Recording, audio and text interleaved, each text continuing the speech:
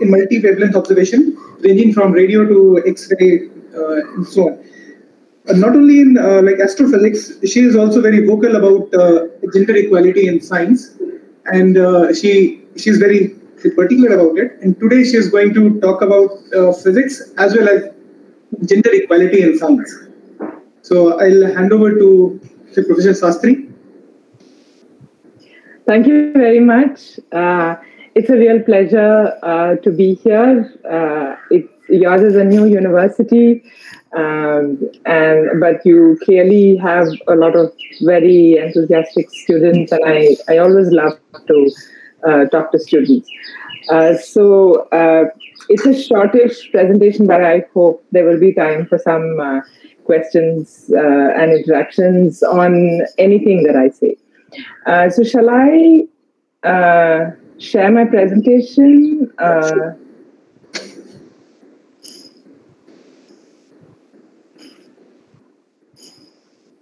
Can you see the screen? Yes, coming now. Yeah, we can see it now. Okay, and can you see my cursor? I'm now pointing it. Yes. At the top right corner, I'm turning it around. You can see it? Yes, yes. Okay, great.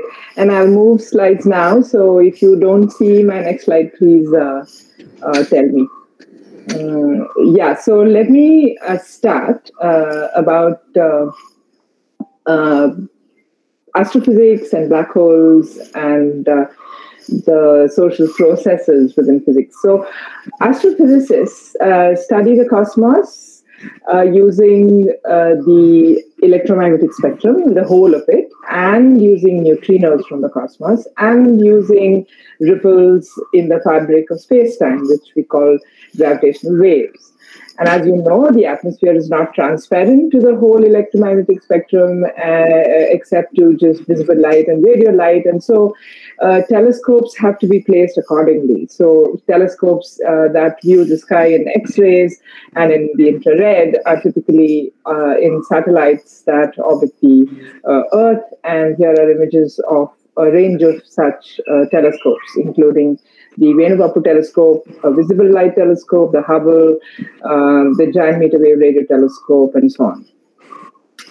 Before I proceed, a couple of digressions. Since we look at the cosmos at multiple frequencies, which we cannot necessarily see, the question arises, how do you render such images? And there are multiple ways to do that, including contour plots and so on. The most popular now with the digital revolution is what we call false color pictures. So I first showed you a true color picture of a cat, and this is what we call a false color picture, which you may be familiar with, but I just wanted to remind you, where the colors represent intensity and not actual colors. And so, for example, these two are both infrared images of a cat, where it is apparent that there's less infrared from the nose, which is cold, and more from the eyes and ears, which are warmer. But such a false color picture will make meaning only if it comes along with a key, like the one shown here, which tells you what color represents what intensity at what frequency. So this is the same image and rendered a little differently. So the colors are arbitrary and they need to be defined by the key. And this, for example, these are two images. They're the same image. On the left, they are depicted as a so-called true color image, which means that the R, G, and B colors are mixed in such a way as to render it the way the human eye would see it. So that would be a true color image. And on the right is the same data as a false color image, where the colors represent intensity rather than actual colors. So I'll be showing you a lot of false color pictures. So for example, if we take an image of the sky, let's say of this galaxy, which is called a sombrero galaxy, this is a real image taken in visible light, and you can see the distribution of stars. And the same galaxy here is shown on the right as seen in the X-rays, the visible light image and infrared image. So you can see that we see different things at different frequencies. And here, all these three images have been overlaid in a collage. And so we see different things and therefore infer different physics. So this is the importance of multi-frequency work for astrophysicists, and now that has expanded to not just the electromagnetic spectrum, but also neutrinos and gravitational waves. Another very, very powerful tool in the hands of astrophysicists is spectroscopy. So for us, spectroscopy is not just about inferring the composition of things that we see in the sky, whether it's stars or gas clouds or whatever, but it is also inferring the kinematics, because the spectral lines will be Doppler shifted depending on whether the object is moving towards or away from us. So this is a very, very powerful tool for that. In addition, of course, through modeling and so on, we can infer temperatures and densities, and so a huge amount of physics that is beyond just the composition using spectroscopy. And the spectroscopy also happens over the whole electromagnetic range, right from radio to X-rays. And of course, the universe expands, and that will stretch space, and therefore that will result in a redshift of the emission lines. And so things which are very far away will be redshifted depending on how far they are. So this is again a very powerful tool to give us the distance of very far away objects. So spectroscopy is an extremely powerful tool. So now let me come to black holes. So what are black holes? Black holes are chunks of space-time from which even light cannot escape. I'm sure you know all of this and have studied this.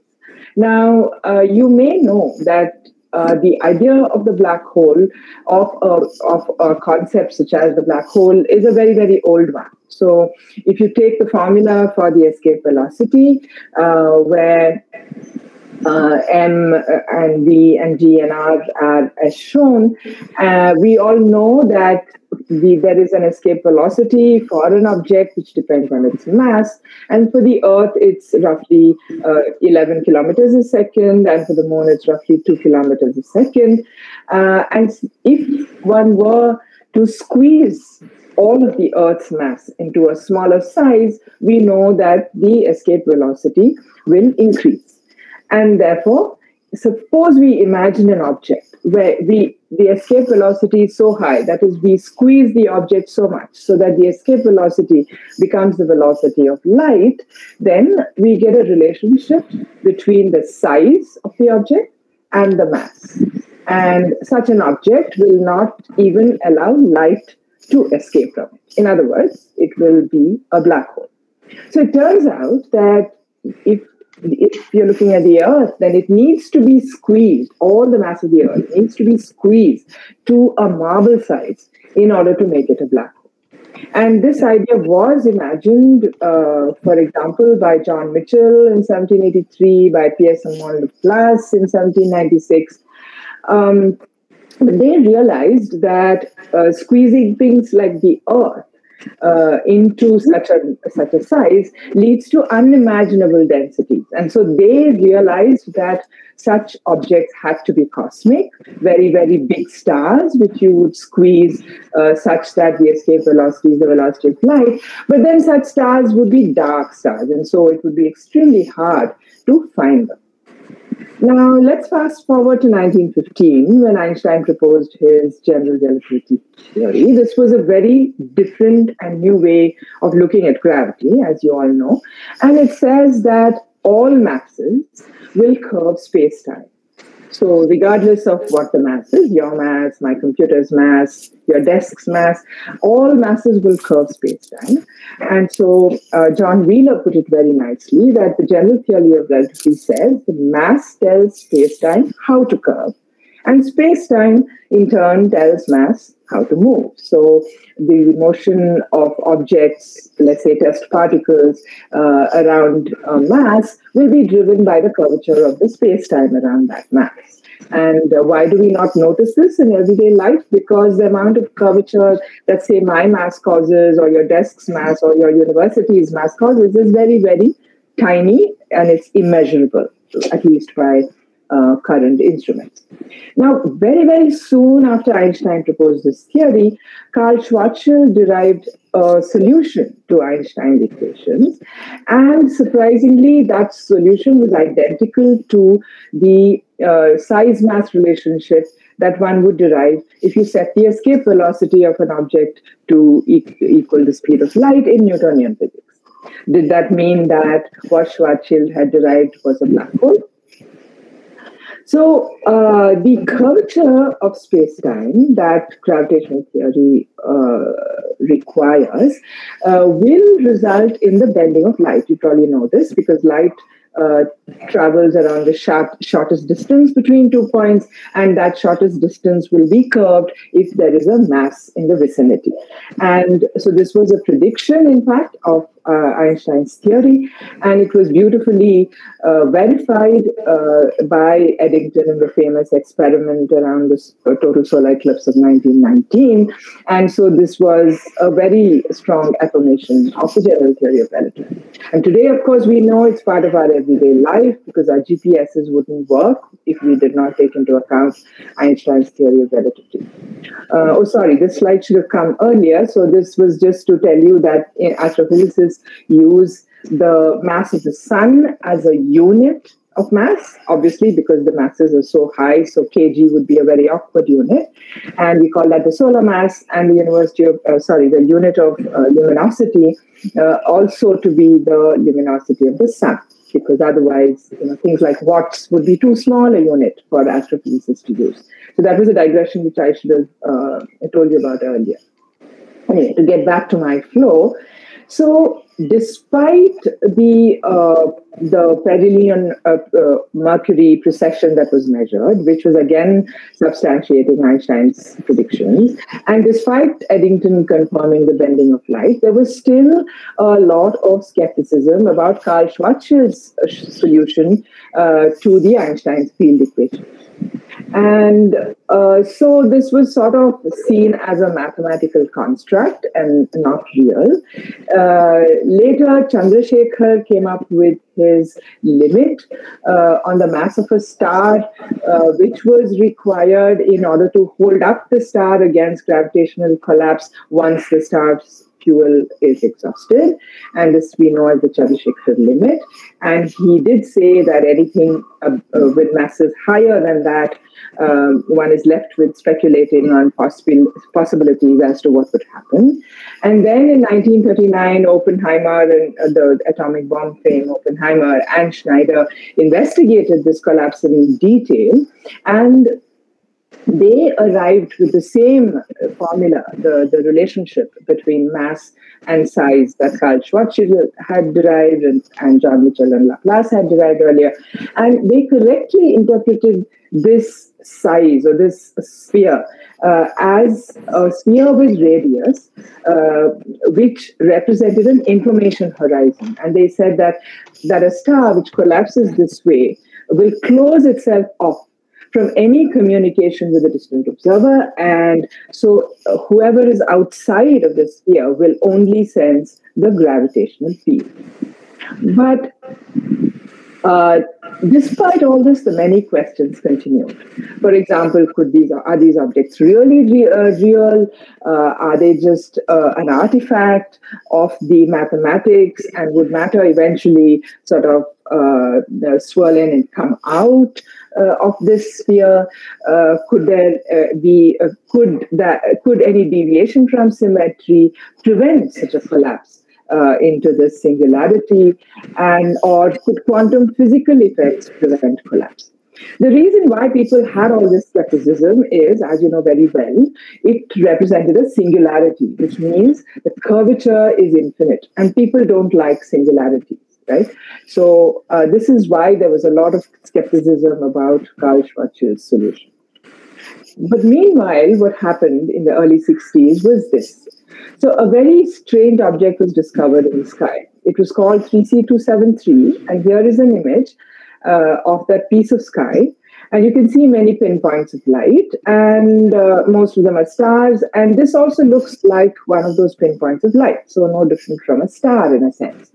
However, the spectrum of this object was very, very different from the spectrum of a star. So as you know, a star spectrum typically shows a continuum, which is a black body, and it shows absorption lines due to the chromosphere.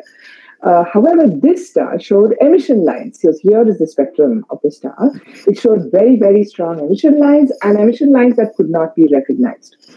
Eventually, an astrophysicist called Martin Schmidt realized that the lines were not recognized simply because they were hugely Doppler shifted.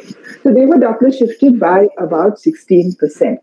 Now, for today's age, this is not a large redshift at all. I mean, the expansion of the universe, we know shifts these things, and we are able to see things out to very, very large distances into the early life of the universe, and we're quite used to extremely large redshifts. But those days, this was very unusual, and so the 16% redshift had not been realized. The moment Martin Schmidt realized that, then all the lines fit into place, and all of them were recognizable.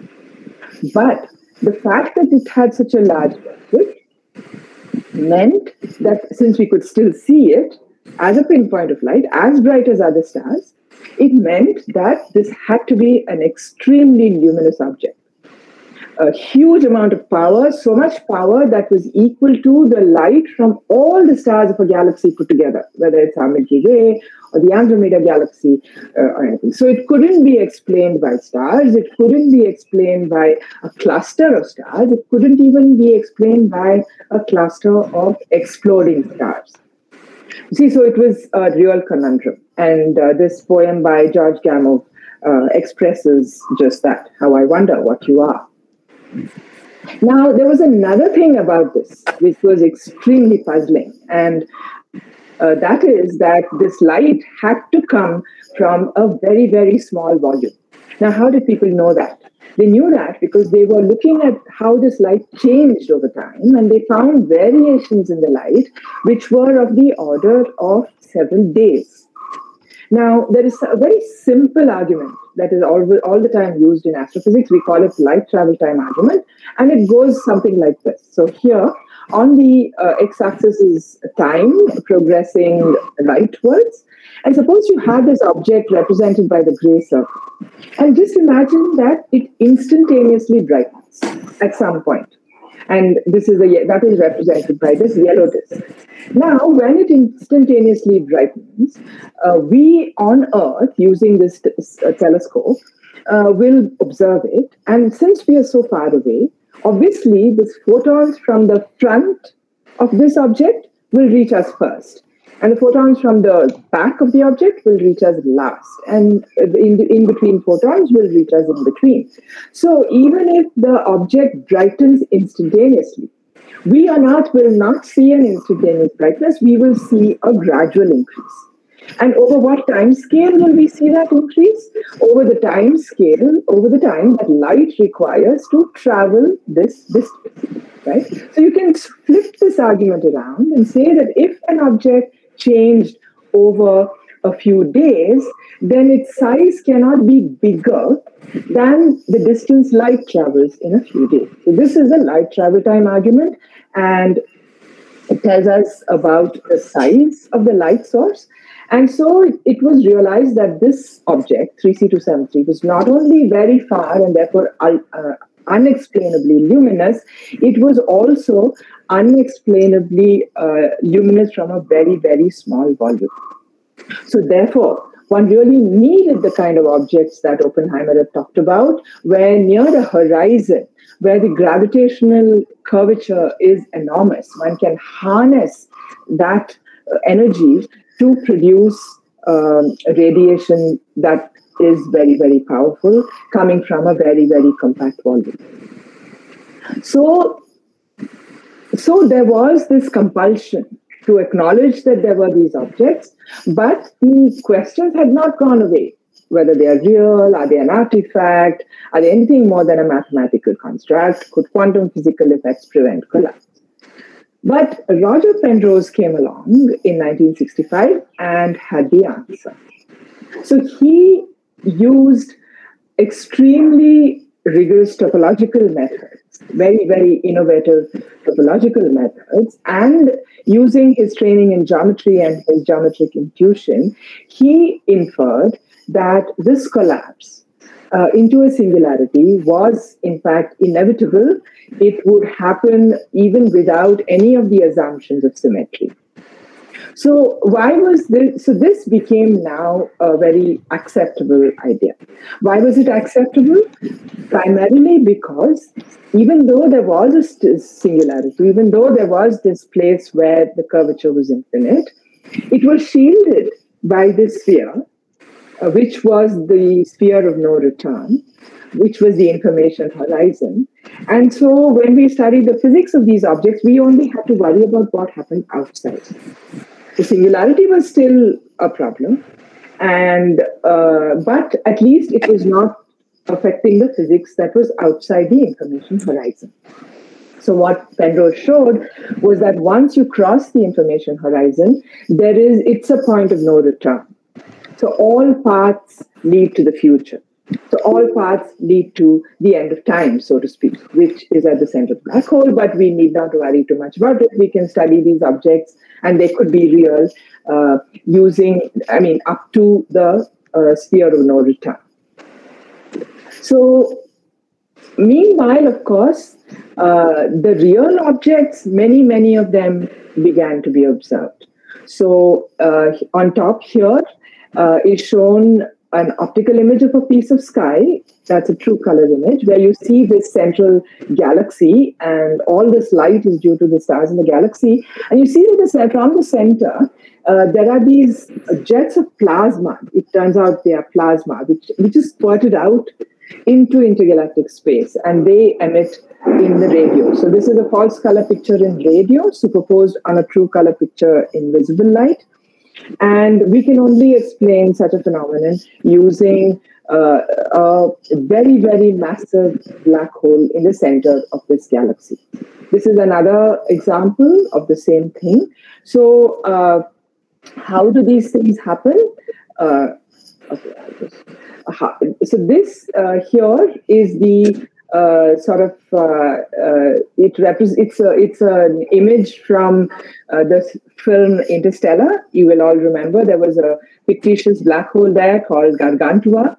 And Gargantua was not just an isolated black hole, it had stuff swirling around it.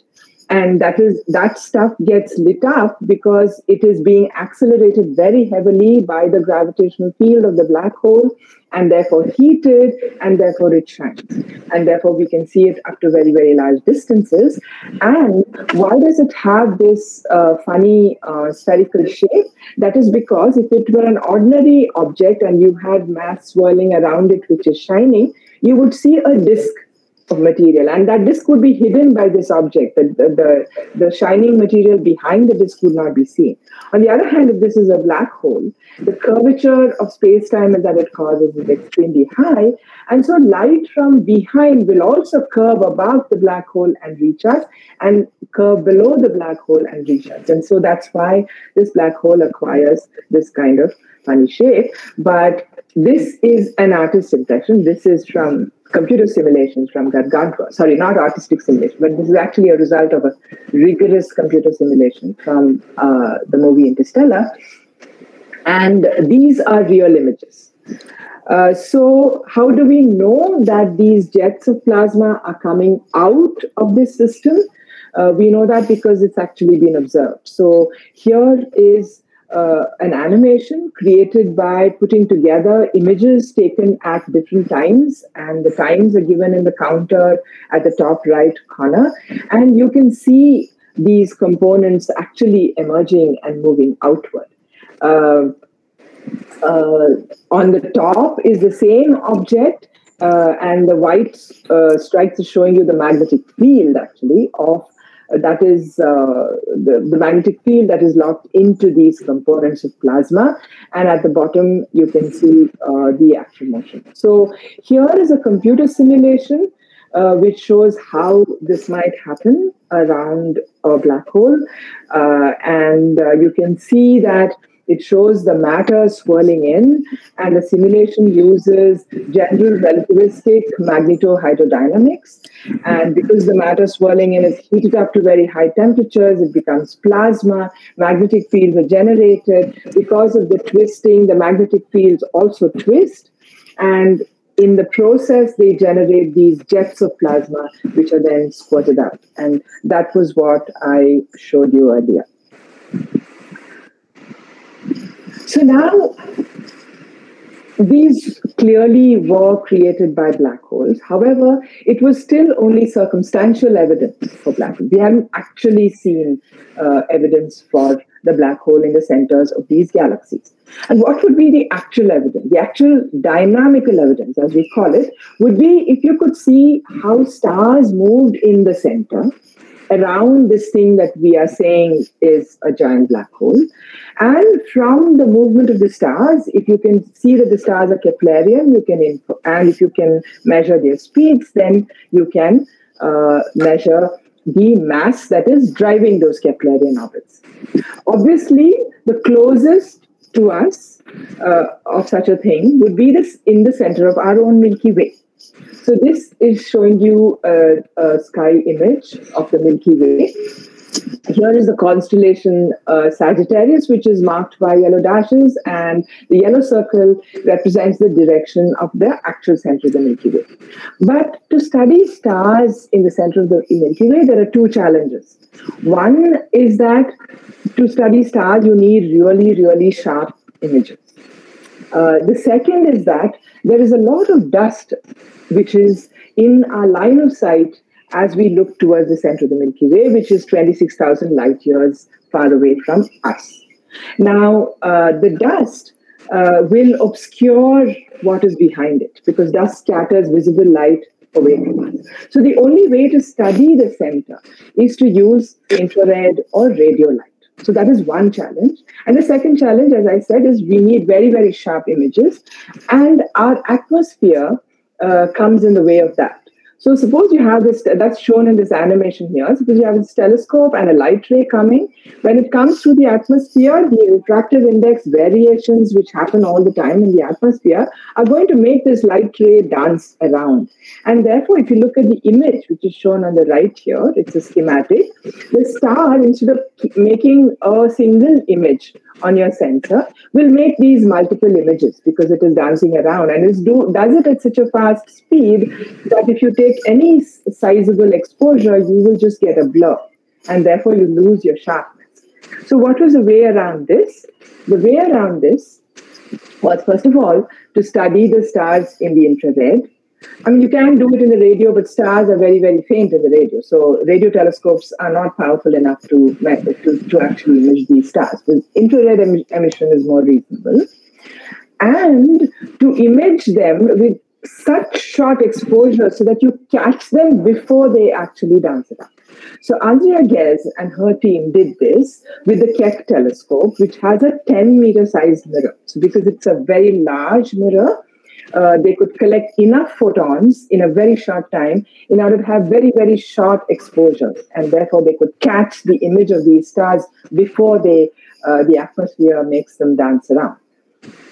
And there was another team in Germany who had their telescopes in Chile, led by Reinhard Genzel, who were doing very similar work.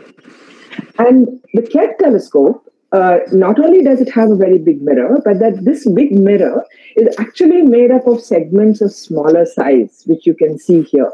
So segments are hexagonal, and such segments are what make up the whole mirror. And why segments? So that you can control each segment separately. So the next advance in this whole endeavor was that they would send a laser beam through the atmosphere in order to measure the distortions due to the refractive index changes. And they would use that information to manipulate the segments of their mirror and correct for those distortions. So that way get a very, very sharp image. And you see that effect here. So on the left is the planet Uranus without such a correction, and on the right is the same image with the correction. You can see the sharpness. And so they use this to study the stars in the center of the Milky Way. And I'm going to show you the results. And I just explain it to you first. So they took images in the center of the Milky Way. This is a false color image, and the colored splotches are stars. And on the top right is the date counter. And so the idea is to measure the movement of these stars by taking images across time. And so this is the animation of all those images put together. And what you can see is that these stars are moving, first of all. Secondly, they are not moving in straight lines. They are not moving randomly. They are moving in what are clearly elliptical orbits. So they are clearly Keplerian. Not only that, the elliptical orbits, all the elliptical orbits have the same focus marked by that star, white star there. And you can see that the closest star goes around this dark object and emerges, which means that that dark object which is driving all these stars has to be smaller than that distance, because otherwise this closest star would hit the dark object and it's would get deflected. We are not seeing that deflection. So it has to be a very small mass. Using the Keplerian formula, you can derive the mass. And so Andrea Ghez and her team published in 1998 that the Milky Way has at its center a black hole that is 4 million times as heavy as our sun. So this was direct evidence, dynamical evidence for the existence of a black hole in the center of the Milky Way, indeed anywhere. Subsequent to that, of course, you all know that the Gravitational Observatory team detected ripples in space-time caused by the coalescence of two black holes. I won't dwell on that. I would recommend you listen to the discovery announcement that was made by Gabriela Gonzalez, which is a very, very evocative description. And subsequently, in 2019, the silhouette of a black hole was imaged. This also I won't dwell upon, but it's a very, very interesting story in itself. So these three pieces of evidence together now constitute very, very direct evidence for the existence of black holes. Now, the black hole discovery got Andrea Ghez the Nobel Prize, right? You all know that. Along with Reinhard Genzel and Roger Penrose. Now, one thing that made a lot of news was the fact that Andrea Ghez was only the fourth woman to win the Nobel Prize in physics. So the first woman to win the Nobel Prize was Maria Curie in 1903. And the next person had to wait another 50 years. The next woman to win the Nobel Prize in physics had to wait another 50 years, and that was Maria Curie. And the third person had to wait another several decades, and that was Donna Strickland in 2018. So when these facts are presented to typical audiences, and we ask the question, why do you think this is? The typical response we get is that, well, women have to spend a lot of time managing their families. There are these discriminatory familial responsibilities on women, so they don't get time to do their research, and therefore there are so few women who actually do prize-winning research to get the Nobel Prize. Is that really true? Just look at all these people who did transformational science of outstanding quality but did not win the Nobel Prize. So here's Lisa Meitner, Chien-Shiung Wu, Bibha Chowdhury. This is Vera Rubin. Sorry, the name tag went behind, but this is Vera Rubin, who discovered dark matter, and this is Jocelyn Bell. And you're probably familiar with the science done by all of them. And that was also transformational science, but despite doing that science, they did not get the Nobel Prize. So then it can't be that it is the discriminatory familial responsibilities that account for it, right? So when Andrea Ghez won the Nobel Prize, the director of the Keck Observatory wrote this really nice piece in Scientific American, which I encourage all of you to read. And it was titled, How Andrea Ghez Won the Nobel for an Experiment Nobody Thought Would Work. Andrea Ghez herself has said that I grew up hearing the word no all the time. You're a girl, you can't do it. You're a girl, there is no way you can get into an IT, therefore you can't get into Caltech, etc. So this was not about there being discriminatory familial responsibilities. It was not even about girls not having as much interest in science as boys. It was about being told that she can't do physics like anyone else just because she happens to be a girl. So it is little surprise that when Anjaya Ghez finished her PhD from Caltech in 1993, she dedicated her PhD this way. I dedicate this thesis to all women scientists I have known. So why is there a gender gap in science, and what do the data from India tell us? First, there are many ideas to explain this. So I have listed those ideas here. One of the most popular ideas is that there is a lack of interest in science among girls. Another says that there's lower innate competence among women. A third says that girls are socialized to think that they are incompetent in science. The fourth, of course, is the discriminatory familial responsibilities on women. And the last but least popular is that there is discrimination within the profession. I'll just quickly show you what.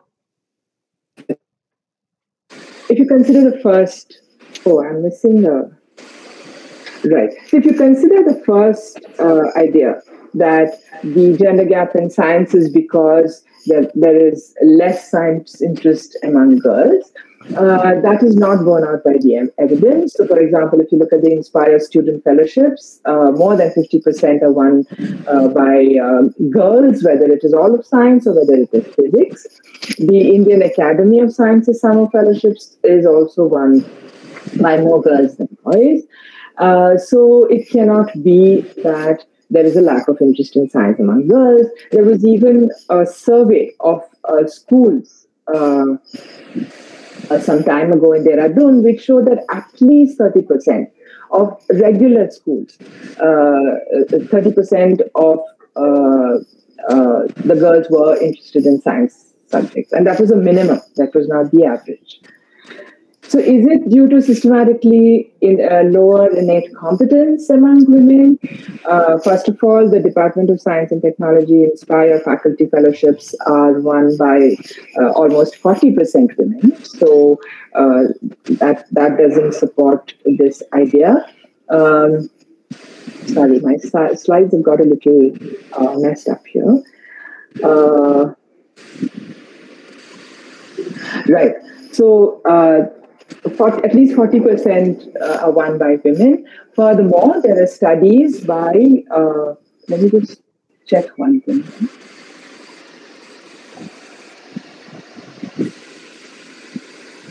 Okay, the order of my slides has got mixed up, but I will try to manage.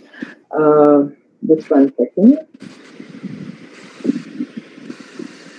This is what I wanted to show you. So the idea that women may be less competent than men, the evidence does not bear this out. There was a survey by Kumar in 2001. Prajval, your screen is not shared. Oh, okay.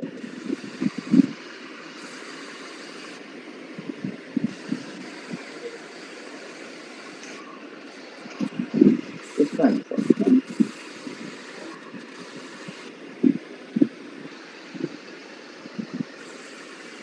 Now? Yes, it's beginning to. Yeah. Okay. So there is this survey by Kumar which has shown that there is no productivity deficit among women compared to men scientists. And there is a survey by Subramaniam which has shown that there is no competence deficit of women scientists with respect to men scientists. So that does not bear out this idea that women are less competent than men scientists, and therefore there is a gender gap. What about this third idea, that socialization leads girls to feel incompetent in science? Again, the survey of the Dehradun schools show that the idea that girls are not good at science and maths is more prevalent among boys than among girls. So here you can see that many more boys said girls are not good at science and maths. Many more boys said that science and maths is difficult and that girls go for the easier subject. And also, many more boys and girls did not give a reason for it. Similarly, the perception that fewer girls than boys are interested in higher studies in science and maths was common more among boys than among girls. More girls than boys said no to this, and more boys than girls said, I don't know to this.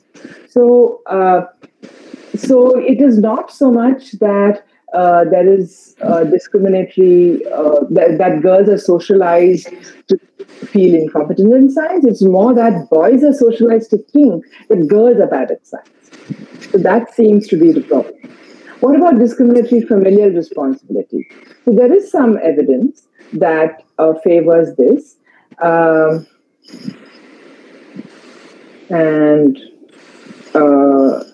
I think my slide about that is missing. Yeah, sorry, my slide about that is missing. But there is evidence that, for example, many more men than women in science report that they are in a long-term relationship or that they are caregivers of children. But many more women than men report that such personal decisions. Ma'am. Yeah. Again, you're not seeing it? Ma'am, can you... We can see. Can we have the questions at the end, please?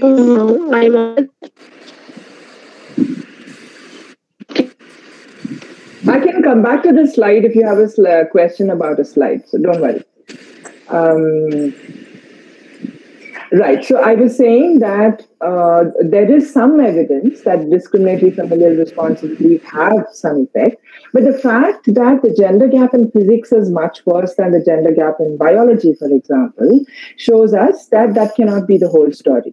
And there must be discrimination within the profession.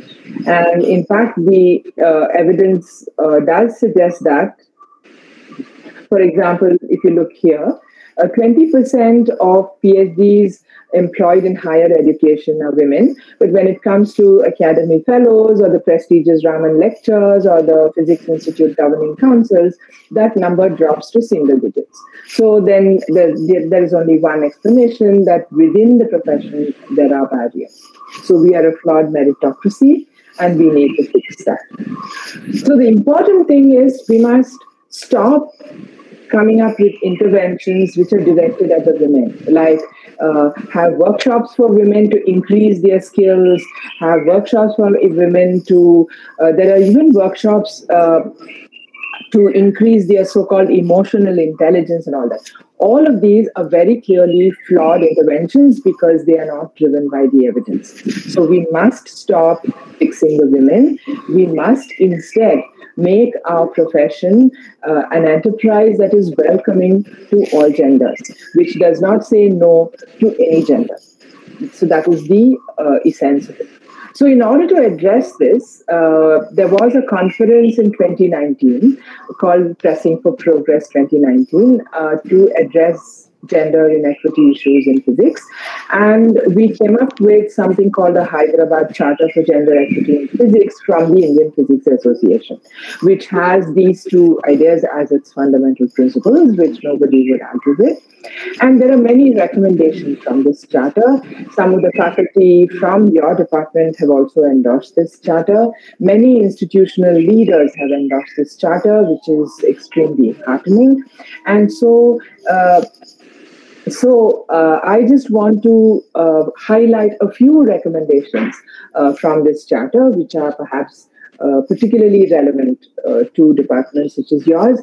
Although the charter is available for endorsement and for further dialogue and discussion. So this charter is not meant to be followed word to word. It is just a starting document for departments and institutions to discuss this issue and to come up with suggestions and interventions in their own spheres. And the charter is just a sort of way to suggest some ways ahead. So, for example, easy things that the Charter suggests, and this is nothing new. This is a very long-standing recommendation which has not been adopted enough. Is that you have a gender audit of staff at all levels and publish that on your webpage. Another one is that institutions and departments should adopt gender neutral language in their forms, their documents, their publications, and in their daily practice. There are additional recommendations for physics teaching. So, for example, one important recommendation is that graduate programs should have a sociology course on the social processes in science practice, and this should be part of the curriculum. For university, this is is much easier to implement than in research institutions because you have colleagues who are sociologists, you have departments of sociology in your very campuses, so it's much easier to do. Another effort that must happen is that there should be concerted efforts to gender balance role models in physics textbooks and in pedagogical multimedia and so on. In the classroom, and with respect to mentoring, there are important things to follow. For example, one should hold all students to the same standards regardless of gender. And one should not give career advice that reinforces gender stereotypes. So the same career advice ought to be given to all students regardless of what their gender is. So I think my time is up. So I will stop here and I will take questions. I don't know how much time there is for questions, but I'm happy to go back to any particular slide as well if you want me to do that. Thanks, Professor Shastri, for such a nice talk. And I'm sure everybody has enjoyed the talk. Now let's open the floor for questions. If anyone has any question, please you can ask us.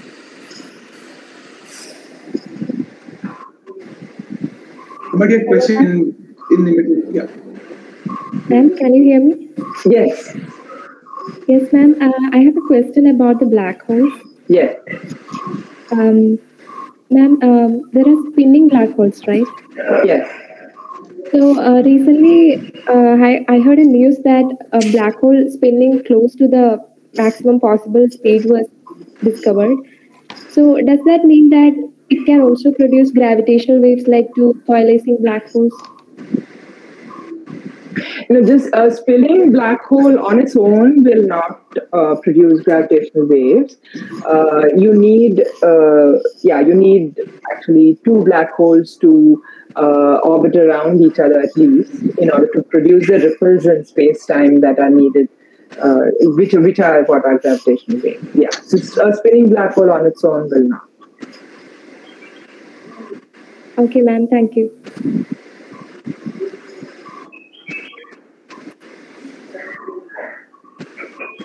Anyone else who has any question? Ma'am, good afternoon, ma'am. Yes, please, go ahead. Thank you, ma'am, for such a good talk. So my question is also related to black holes.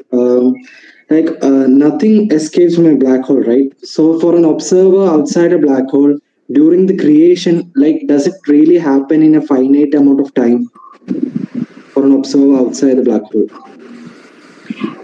The collapse, you mean? Yes, ma'am. Yeah, it will look as if this thing is going on forever. So, but in reality, it's not happening like that, right? It depends on who is reality, right? So, if you are, for example, falling into the black hole, it will not go on forever. You will fall into the black hole, and then once you cross the information horizon, all paths will lead to the future. There's no turning back. And so that is the idea. But we don't, one thing to note is that we don't have evidence for what is happening inside the black hole. There's speculation, there are theoretical predictions. There is a site on the University of Colorado Boulder which has a lot of interesting material on what happens within a black hole, but we don't have evidence for that because we can't observe. because no information comes out of the event horizon. Thank you, ma'am. Hello, ma'am. Yes, go ahead. I have one more doubt. Like, is there any way to observe this Hawking radiation? Like, So the Hawking radiation, it's still theoretical. It's not been observed yet. So larger the mass of the black hole, lower the Hawking radiation. And so these cosmic black holes, the amount of Hawking radiation from those is predicted to be pretty low. On the other hand, if somebody discovers, or if it is possible to create micro-sized black holes, electron-sized black holes, or very, very small black holes, then those would be expected to emit Hawking radiation, which could be measurable. But this is all in the realm of theoretical prediction as of now, and nothing has been measured yet or detected. does that mean that this Hawking radiation that could be indeed detected by theory, should it come under this cosmic microwave background radiation? Will the range be? I don't know that. I mean, I think you would need a whole bunch of, I don't know if a whole bunch of primordial black holes, which are created, at the beginning of the universe, whether they could result in so much Hawking radiation that it would, leave signatures on the microwave background. But so far, there is no evidence for that. Okay, ma'am. Thank you.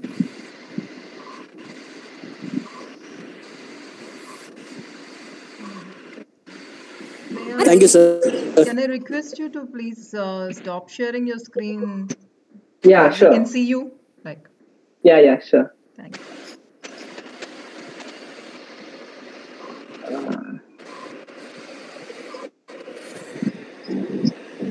Did that work?